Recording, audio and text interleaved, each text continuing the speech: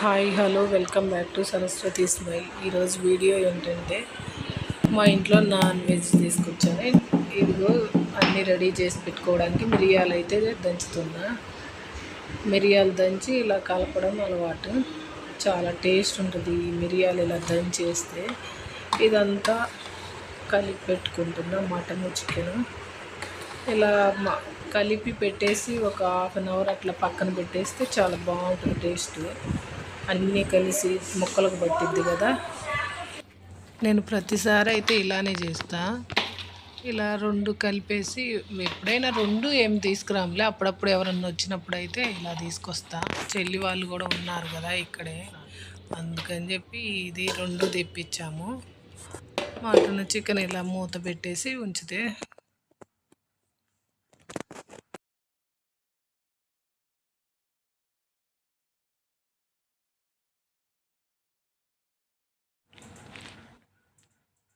ఇదైతే ఇప్పుడు దోశ పిండి. టిఫిన్లోకి అయితే దోశ పోయాలి. చికెన్ అయితే ఉడుకుతుంది. చికెను మటన్ కుక్కర్లో పెట్టేసాంలే, ఇంకా ఉడుకుతూ ఉంది. నాకు కొన్ని ముక్కలు వీటిల్లో చాలా ఇష్టం. చికెన్ ముక్కలు అయితే చాలా ఇష్టం. ఒక్కొక్క ముక్క ఒక్కొక్క టేస్ట్ ఉంటుంది. అలానే నాకు అంటే మీకు కూడా అంతేనేమోలే, నాకు తెలియదు కదా. ఈ చికెన్ అయితే ఉడుకుతూ ఉంటే అసలు ఎంత స్మెల్ వస్తుందో తినాలనిపిస్తుంది. స్మెల్ చూసే తినాలనిపిస్తుంది. వేరే వాళ్ళు అయితే ఫోన్లోనే నాకు చెప్తా ఉన్నారు మాకు స్మెల్ వస్తుంది అని. నాకైతే నవ్వు వచ్చింది. స్మెల్ రావడం ఏంది, మనం వంట చేస్తుంటే వాళ్ళు ఎక్కడో ఉండి నేను వీడియో తీస్తుంటే లైవ్ పెట్టానండి. లైవ్లోనే స్మెల్ వస్తుందంట, తినాలనిపిస్తుందంట. ఇప్పుడైతే దోశ పోసాను. దోశ పోసి చికెన్ కర్రీ మటన్ కర్రీ రెండు ప్రిపేర్ అయిపోయినాయి, రెడీ అయిపోయినాయి.